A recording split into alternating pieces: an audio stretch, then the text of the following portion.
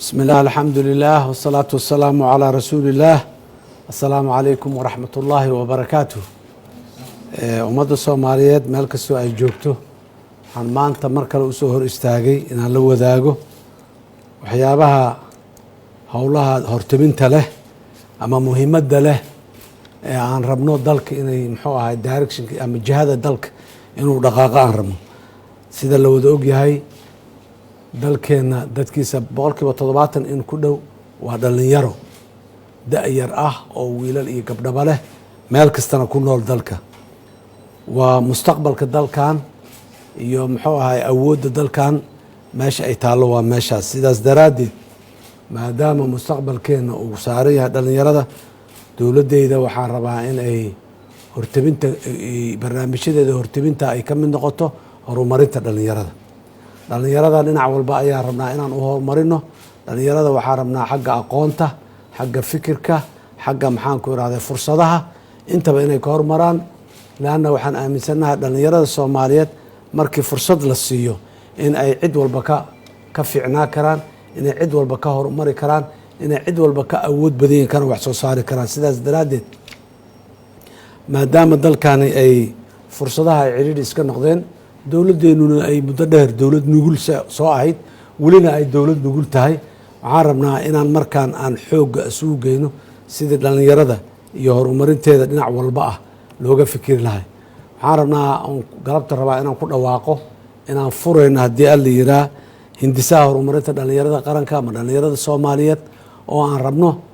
talada dalka inay wax ku yeeshaan jihada dalkan uu aadayo waxyaabaha la qabanayo waxa mustaqbalka ee soo socdo ay la wada hiigsanayo dhalinyaradu inay doorna ku leeyihiin talana ku leeyihiin muhiim maaha inay titles iyo xagga iyo ka yeeshaan laakiin talada mustaqbalka qaabeyntiisa inay dhalinyaradu ay aasaas u yihiin saldhig u yihiin ra'yigooda iyo caqligoodana uu yahay midka lagu soconayo oo aan anigu aaminsanahay inay yihiin dadka ugu habboon ee inay caqligaas dhiibtaan waxaan abuuri doonaa ayadoo dalka guud ahaanba saaxada siyaasadda inaan furno aan rabno oo sida dastuurkeena uu caddaynaya aan rabno in xuquuqda isu imaatinka xaqa isu imaatinka xaqa wada tashiga xaqa maxaan ku rahay afkaarta xorta ah oo madax bannaan dadku inay gudbiyaan ayadooba dastuuri ay tahay meel taallo haddana inaan abuurno jawi dhalinyaradu isugu imaan karaan ra'yigoodana ay dowladnimada iyo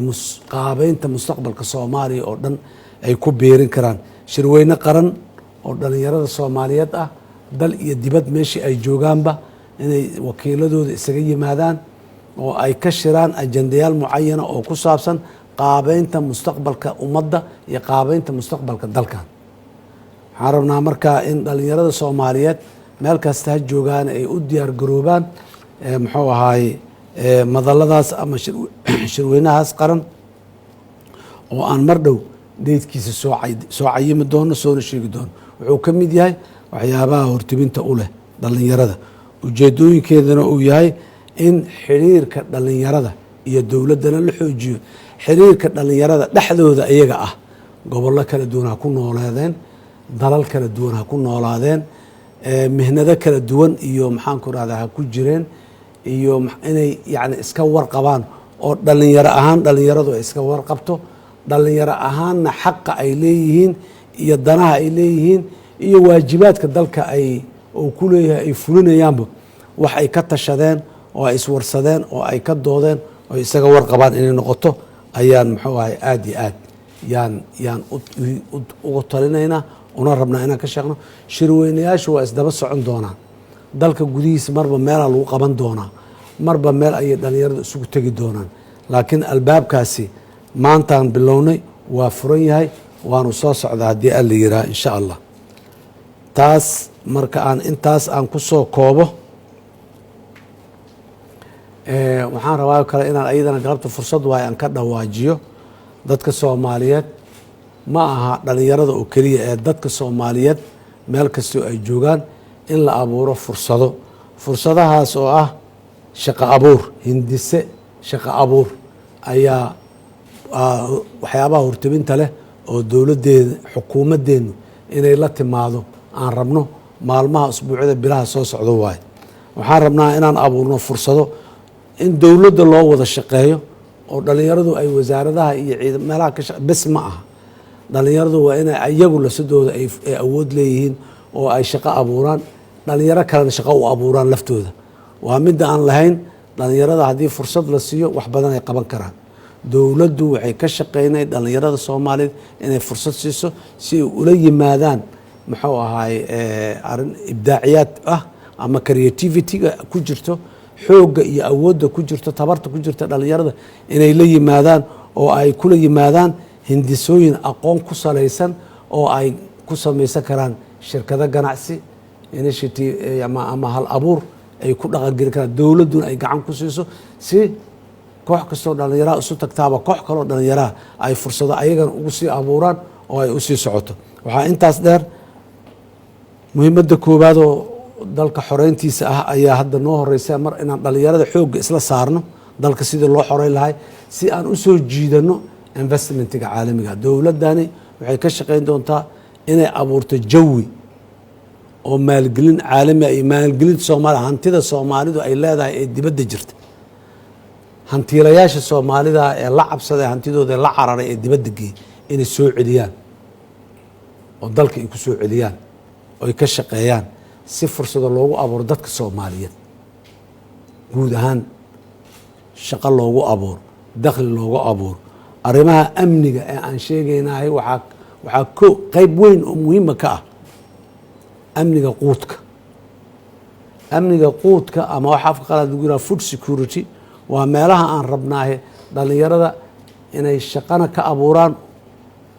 ganacsina ka abuuraan dalkan ay u abuuraan u sameeyaan kalsooni buuxda oo ku saabsan in amniga quudka xaggiisa dalkani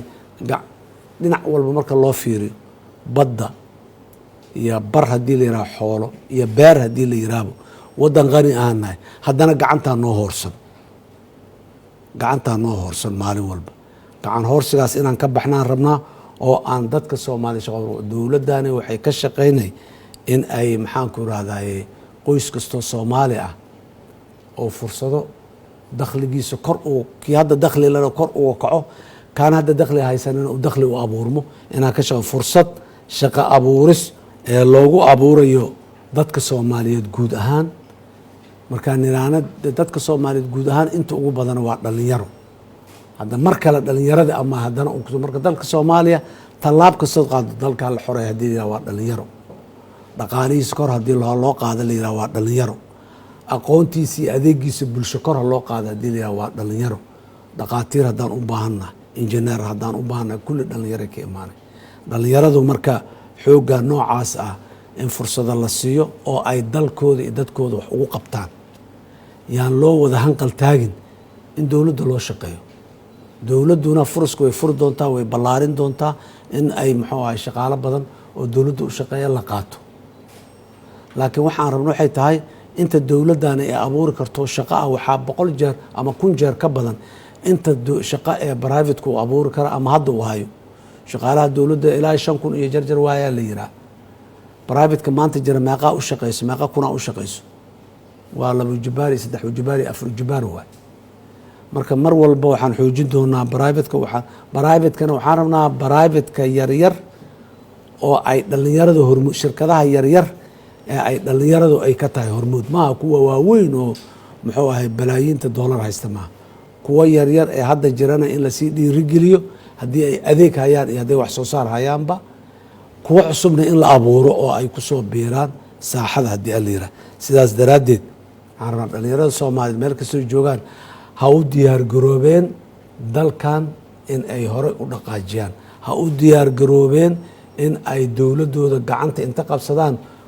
fursadaha uu dalkan leeyahay oo dhan inay gacanta ku dhigaan ay ka faa'idaystaan maanta haddii aanay ayaga sidaa yeelin meel bannaanaanaysa ma jirto fursadihii inta soo baxaan haddii ay waxaansaan u lena waxaa ka mid ah fursaa abuurmaayo mar dhow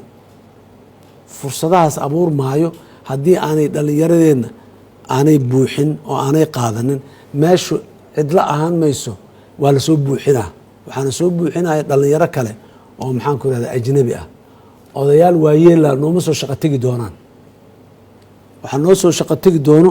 generationkan meesha taagan, wiilashan iyo gabdhahan iyo inta la da'daa la midkaa la aqoontaa xataa yaa noo soo shaqo tegi doono. marka annagu aan u xaydxaydano una diyaar garowno furaskaas inaan annagu buuxino, sidoo kale inaan abuurno furaska annagaana laga rabaa inaan abuurno. dowladduna fursadahaasi ayaduna dowladdu wixii fursad abuuri karta, laakiin yaanan meel loo fadhiisaninoo la dhihin dowladdaa soo wado. idinku inaad abuurtaanaan rabnaa, dowladduna way abuuray si wax badan ay u noqdaan. dowladda bes haddii la sugo dowladdu fursad waa abuuray waa kooban yihiin. dhalinyarada keligeed ha loogu samey inaan dhahno oo furaska abuura ayagana koobnamo inaan isku darnaan rabnaa, labada xoog aan isu geyno oo aan furas badan oo dhalinyarada soomaaliyeed meel kastoo ay joogaan miyi iyo magaalo ay helaan oo meel walba leh. kan miyiga joogana waa inuu furas helaa, loo abuuraa fursado. kan magaalada joogana waa in loo abuuraa. kan xeebta ka shaqeeyo kalluumaysiga ama khayraadka badda ka shaqeeya, kan khayraadka xoolaha ka shaqeeyo, kan maxaan ku raha beeraha ka shaqayn doono, kan ganacsiga ka shaqayn doono, dhammaan waa inaan muxuu ahayo maxay ahayd gabagii dheeraayo abwaankii soomaaliyeed, dunidaba ma joogto dowlad wada karaaniya. yacni ummad xafiisa wada fadhido oo warqad tiimbaranayso midna warqad saxiixayso ma dhici karto, dunida ma wada noqon karto. waa tii shaati madow haysataa oo maxaan ku rahdaa overall gashan oo gacmaha iyo maxaan ku rahdaa jirka olyo ku leh oo shamiinto dhismo iyo dhiiqa ku leh oo socoto waaye. markuu shaqada ka soo baxana inta isnadiifiyo suudkiisa soo xirto muxuu ahay magaalada yimaado asigoo oo nadiif oo muxuu ahay suud fiican xiran kara ama iibsan kara. aad iyo aad ayaan dhalinyarada soomaalida meel kastoo joogaan leeyahay, dhalinyarooy dalki iyo dadki iyo deeqa badan ee dhex yaallaba idinkay marti idin yihiin. yaan laysku halaynin, yaan laysgaabsanin. xoog iyo awood iyo aqoon iyo caqli dadka dunida ku nool haddaadan ugu saraynina uguma hooseysaan. nafsadiina ku kalsoonaada, dowladdiinana ku kalsoonaada, dalkiinana ku kalsoonaada. horay u dhaqaaqa haddii ala yiraha berri iyo berri dambaba haddii ala yiraha. aad iyo aada umahadsantihiin. wasalaamu calaykum waraxmat ullaahi wabarakaatuh.